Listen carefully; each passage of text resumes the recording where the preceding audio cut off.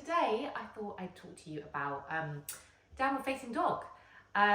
We have Bernie here, who is very much an upward facing dog, but we thought we'd run through, didn't we, Burns, 3 ways to improve your downward facing dog. It's such a, it's such a mainstay of the yoga practice, but often, you know, I think we're lacking cues. We're just like coming to a downward facing dog in vinyasa, and we're lacking those cues often, just to help us comprehend the pose and think what we should be feeling.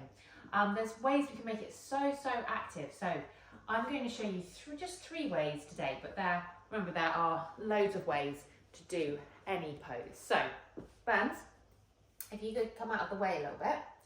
So let's get started. Okay, I'm going to take off my socks first. Bernie's going to run off with my socks, I expect. So let's come into a downward facing dog first of all.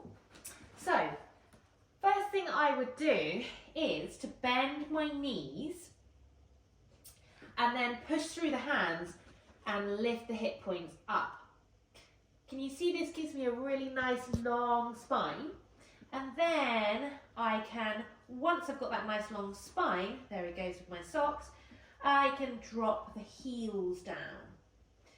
So this bending of the knees just allows me to push through the hands more, lengthening my spine, and then I can drop the heels down. So that's number 1, it's kind of got a few parts to it. But basically bending the knees to shift the hips up, pushing down through the hands. The next tip I have is to play with your hands. So I often say this in yoga classes and people are just like, don't kind of compute. But often we've got our hands like internally rotated or pointing straight forwards. Really nice idea to just give yourself more space in the shoulders by externally rotating the hands. So thumb creases pointing forwards. So just give it a go and see how it feels in your practice. You might find that actually you prefer what you were doing already, but just giving that a go. And then the third thing I have is to use your hands and your feet.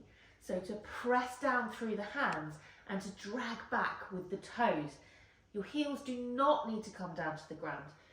And we're just creating this tension between our hands and our feet. Imagine you're trying to tear the yoga mat apart. It can be a really nice cue. And that is that. Give them a try. Let me know how you get on. And